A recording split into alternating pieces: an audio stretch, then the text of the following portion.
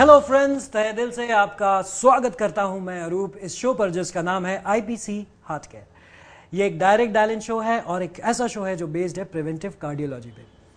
दोस्तों, शायद ही आप में से कोई ऐसा हो जिसे हेडेक ना हुआ हो। जी हाँ, सरदर्द बड़ी ही आम प्रॉब्लम है।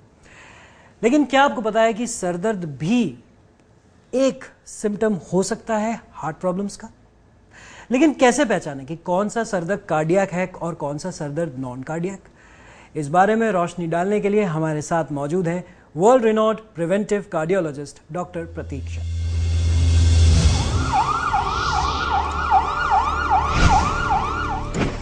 Prevention is better than cure. इस कहावत को सही मायने में प्रैक्टिस करती हैं डॉक्टर प्रतीक्षा। जहां विश्व भर में मेडिकल साइंस हार्ट डिजीजेस को हराने में लगी हुई है, वहीं डॉक्टर प्रतीक्षा हार्ट डिजीज के कारणों को रोक रही हैं। इसे संभव बनाने में सहायक हैं उनकी थेरेपीज, जैसे कि ECP और ACT। इन्होंने बाईपासिंग बाईपास नामक किताब भी लिखी है जो दुनिया भर में पॉपुलर हुई है। Non surgical preventive heart disease expert doctor Pratiksha ने 20,000 से ज्यादा लोगों का सक्सेसफुल इलाज किया है और उनके द्वारा स्थापित IPC सेंटर में वो निरंतर सक्रिय हैं।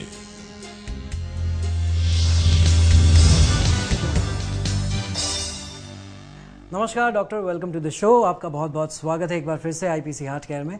आज का विषय है हेडेक और हार्ट प्रॉब्लम्स के बीच का रिश्ता।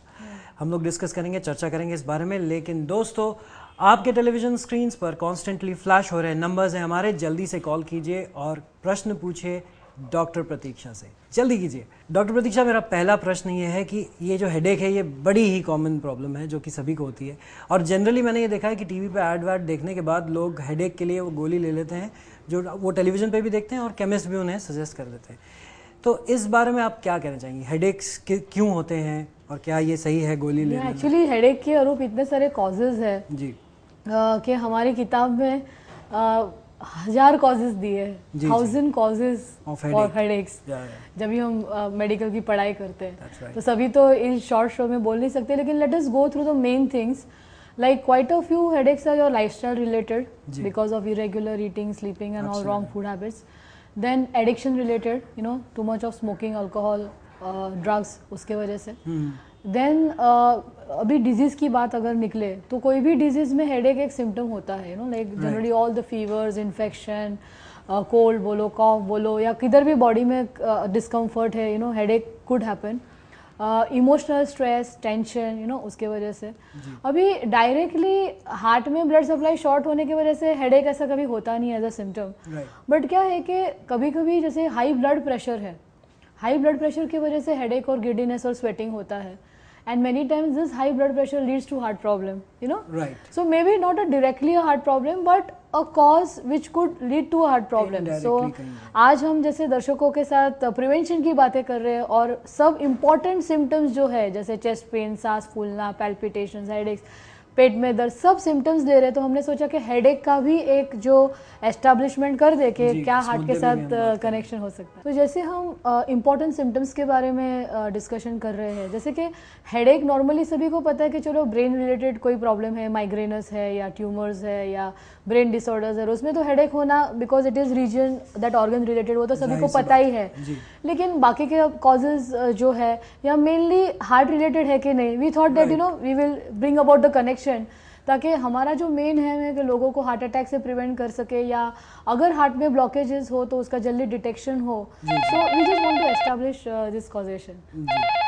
चलिए लेते हैं हमारा पहला फोन कॉल, देखते हैं कौन है हमारे साथ फोन पर। हेलो हेलो जी, नमस्कार। हेलो, हाँ बोलिए। हाँ जी, मैं शबाना बात कर रही हूँ हैदराबाद से। हाँ शबाना जी, जरा जोर से बोलिए। हेलो, मुझे ये पूछना था मैडम आपसे कि मुझे माइग्रेन हेडेक होता है। मुझे ब्लड प्रेशर की भी तकलीफ है और उसके साथ साथ हार्ट की भी तकलीफ है, जिसके लिए मेरी एंजियोप्लास्टी हो चुकी है। लेकिन अभी मुझे फिलहाल कोई सीने में दर्द या ऐसी कोई किस्म की तकलीफ नहीं है।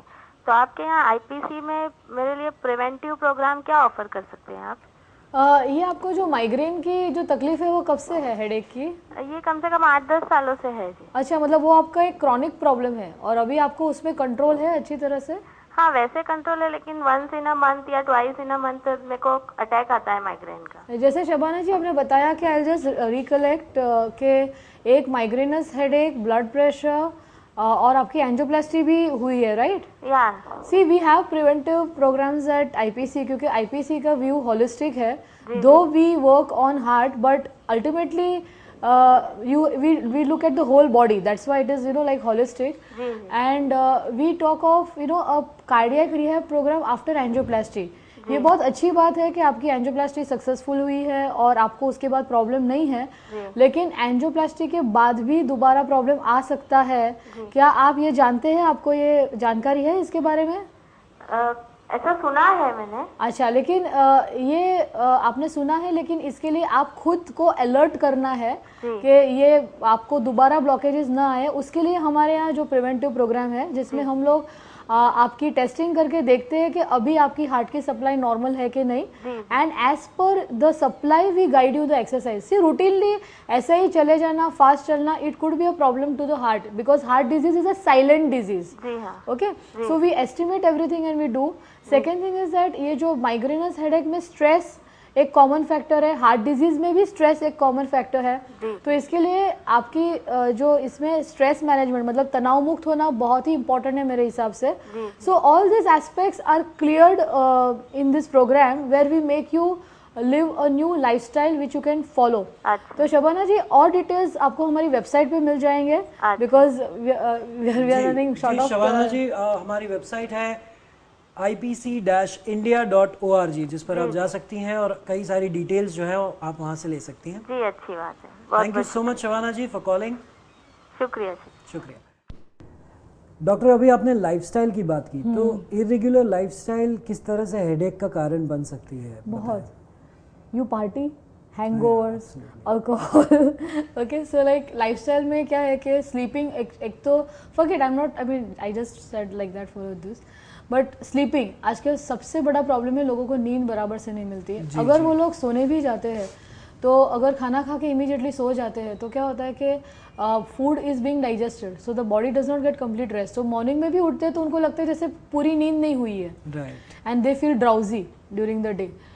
there are certain foods also which can cause you headache, there especially जो चाइनीज होता है उसमें मोनोसोडियम ग्लूटामेट यूज करते हैं, कभी कभी उसकी वजह से भी like you feel acidic and headaches. Okay, so because this fast food nowadays, they add all these ingredients and all, yeah, lot of acidic foods.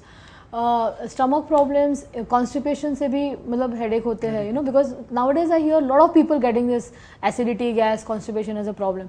So lifestyle is I think a very important factor, and उसमें जैसे आपने starting में बोला कि over the counter जाके medicine ले लेना, sir दर्द का गोली ले लेना, तो डिजीज रिलेटेड भी हो सकता है, बट लाइफस्टाइल रिलेटेड काफ़ी कॉमन है। इसके लिए हर एक को ज़्यादातर सर दर्द, अच्छा वो फिजिकल दर्द नहीं हुआ तो हम लोग बातों में कहते हैं अरे मेरा सर दर्द मत कर अभी, हम इतने गुस्सा होते हैं, एंगर इतना होता है, इरिटेशन इतना होता है, नेचर भी पर्सनालिटी जो वो टाइप की होती है, तो उसकी वजह से भी हेडेक्स होते हैं। तो फिलहाल हम लेते हैं एक छोटा सा ब्रेक, छोटा सा विराम। उसके बाद आने के बाद फिर से बात करेंगे हेडेक्स की and of course heart related headaches की। सो फ्रेंड्स, आप देख रहे हैं आईपीसी हार्ट केयर, जहां पर मुद्दा चल रहा है हेडेक का। देखते रहिए और हमें फ़ोन कॉल्स करते रहिए। जल्दी से जल्दी वापस आएंगे एक छोटे से ब्रेक के बाद।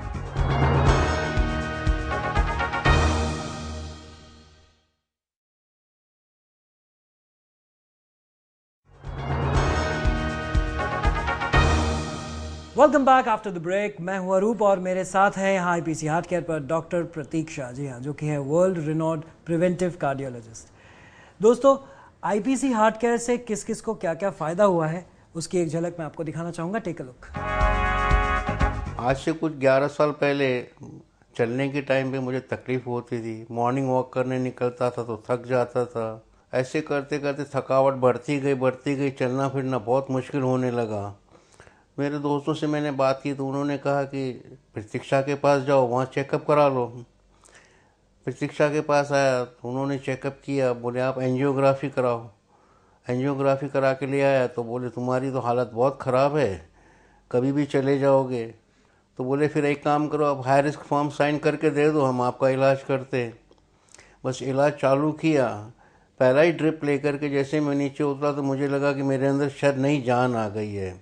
यहाँ इलाज कराने के टाइम पे आईपीसी का एम्बियंस इतना बेहतरीन रहा, उनका बिहेवियर इतना फ्रेंडली रहा स्टाफ का कि कुछ महसूस ही नहीं होगा कि मैं आईपीसी इंस्टीट्यूट में हूँ। ऐसा लगता था कि जैसे मैं अपनी ससुराल में मज़े कर रहा हूँ और इलाज भी मेरा चल रहा है। मैं उनका कितना शुक्रिया अदा करूँ उतना कम है।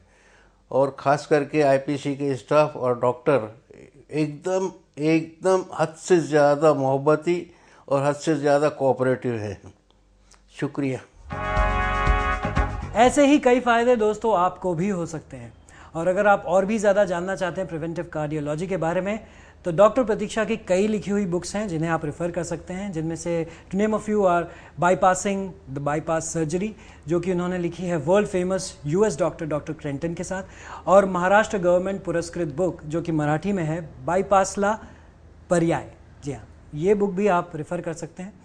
अगर आपको और भी बुक्स के नाम चाहिए, आप हमारी वेबसाइट पर जाकर वहाँ से नाम अवेलेबल हैं, वो आप देख सकते हैं और उन्हें रेफ़र कर सकते हैं। तो चलिए, फिलहाल बातचीत चल रही है हेडेक पे और कैसे हेडेक और हार्ट डिजीज़ रिलेटेड है, इस पर बातचीत जारी रखते हैं। आप लोग हमें फ़ोन कॉल्स करते रहिएगा। डॉक्टर प्रतीक्षा, अगला question, of course the obvious question, headache and heart disease कैसे रिलेटेड है, आप उसे डिटेल में बताइए, व्यूअर्स को भी बताइए, मुझे भी बताइए। ओके, शायद मैं व्यूअर्स को बता दूँ क्योंकि उनको अभी तक काफ़ी शॉकिंग लगता होगा। सी सबसे पहले जैसे हमने बताया कि मैं वापस रिकैप कर लूँ कि जो हार्ट डिजीज़ है वो हार्ट की जो 3 नस में चोकअप हो जाता है, जिसके वजह से ब्लड सप्लाई शॉर्ट हो जाती है। उसके वजह से जो मेन सिम्टम्स है वो है चेस्ट पेन। ऑलमोस्ट 80 to 90% लोगों में चेस्ट पेन एक सिम्टम होता है, अराउंड 10% में ब्रेथलेसनेस होती है, और ये जो बाकी के जो सिम्टम्स है जैसे पैल्पिटेशन है, गिडीनेस है, थकान लगना है, तो ये सब कम लोगों में होता है। अभी हेडेक्स डायरेक्टली हार्ट की सप्लाई में शॉर्ट होने की वजह से नहीं होता है, लेकिन अगर हाई ब्लड प्रेशर है या कभी कभी शुगर्स लो हो जाते हैं, डायबिटीज़ पेशेंट्स है, शुगर में फ्लक्चुएशंस हो जाता है, तो उसके साथ एसोसिएटेड हेडेक्स होता है।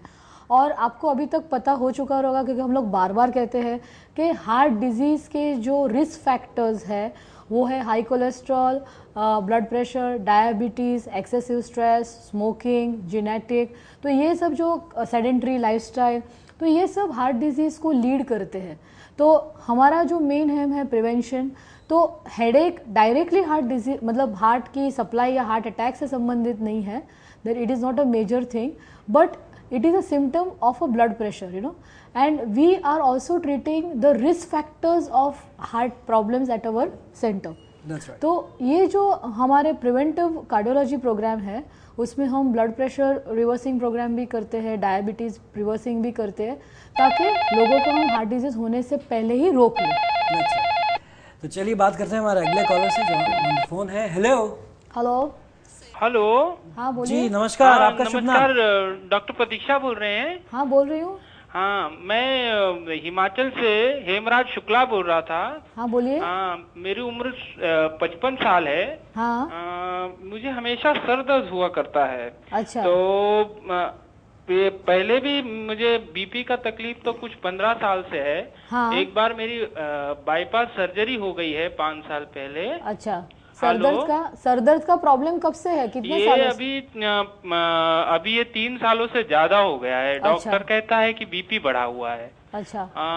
दवाइयाँ भी उन्होंने दी है, फिर भी कम नहीं होता है। अच्छा। और अभी वो कह रहे हैं कि देखना पड़ेगा, स्ट्रेस टेस्ट कराए, वो भी पॉजिटिव आया, कहते हैं फिर से एंजियोग्राफी करो। देखिए, आपका जो शुक्ला जी, आपका जो हेडेक का जो प्रॉब्लम है, हाँ। वो बीपी से संबंधित हो सकता है, क्योंकि कभी कभी जैसे बीपी बढ़ जाता है तो उसकी वजह से हेडेक होता है। हाँ। अनकंट्रोल्ड ब्लड प्रेशर से वापस, जैसे बाईपास में हम क्या करते हैं कि आपके जो ब्लॉकेजेस है तो हम उसको ग्राफ्ट्स लगा देते हैं, लेकिन दोबारा ब्लॉकेजेस होने की संभावना रहती है। जैसे आपकी एज बढ़ती है और ब्लड प्रेशर कंट्रोल में नहीं है तो नए ब्लॉकेजेस भी आ सकते हैं, जिसकी वजह से आपकी स्ट्रेस टेस्ट भी अभी पॉजिटिव आ रही है। तो इसके लिए आपके डॉक्टर ने आपको एंजियोग्राफी करने कहा है। लेकिन मैं आपसे ये कहना चाहूँगी कि आजकल जो लेटेस्ट टेक्निक्स अवेलेबल है तो उसमें हम अगर सही केस सिलेक्शन करते हैं तो विदाउट एनी इन्वेजिव सर्जरीज भी अच्छे रिजल्ट्स मिलते हैं। अच्छा। लेकिन शायद आप बाहर गांव से हैं तो वो एक दिक्कत हो सकती है, क्योंकि आने जाने में। लेकिन हमारे यहाँ रेसिडेंशियल प्रोग्राम्स भी है जो हमारी वेबसाइट पे हमने मतलब उसके बारे में डिटेल्स दी हुई है। अच्छा जी शुक्ला जी, आप हमारी वेबसाइट पर जा सकते हैं ipc-india.org। वहाँ पर आप ऑनलाइन कंसल्टेशन भी कर सकते हैं और वहाँ पर काफ़ी सारी डिटेल्स भी दी हुई हैं कि अगर आपको मुंबई आना है, रेसिडेंशियल फैसिलिटीज़ को अवेलेबल करना है तो उसके लिए क्या करना है आपको। ओके शुक्ला जी, धन्यवाद धन्यवाद madam. Okay, thank you so much Shukla और जी। घबराइएगा मत, हंसते रहिए, your problem can be solved. जी thank you so much Shukla ji, thank you for calling in. Shukla ji बहुत टेंशन में लग रहे थे क्योंकि ये जो ऑपरेशन करवाना, काटना, ये सब खर्चा भी इतना होता है जी, क्योंकि ओल्ड एज में सब लोग को अफोर्ड भी नहीं कर पाते। लेकिन ये जो आईपीसी हार्ट केयर में ये जो फैसिलिटी है जिसमें आप बिना सर्जरी के दिल का ख्याल जो रख रही हैं, ये बहुत ही अच्छा उनको ऑप्शन मिलेगा शुक्ला जी को। I hope he just avails it. चलिए, मैं आपका तहे दिल से शुक्रगुजार हूँ कि आप आईपीसी हार्ट केयर पर एक बार फिर आई और आपने काफ़ी सारे व्यूअर्स को ये भी बताया कि किस तरह के सिम्टम्स से वो बचें और अपने आप को बचाएं। व्यूअर्स, अगर आपके जहन में कोई भी प्रश्न है, कोई भी सवाल है, आप बेझिझक हमें लिख सकते हैं। हमारा पता है IPC heart care centre 103/104 Prathamesh building, Raghuvanshi mill compound, SV road, lower Parel west, Mumbai 400013। Telephone number 022-4098-8000 और 919930099975। तो दोस्तों, अब मैं आपसे इजाज़त चाहूँगा, लेकिन आप देखते रहिए आईपीसी हार्ट केयर के हमारे अगले एपिसोड, जिसमें हम फिर से बात करेंगे प्रिवेंटिव कार्डियोलॉजी के बारे में। अपने दिल का ख्याल रखिएगा। Take care and bye bye.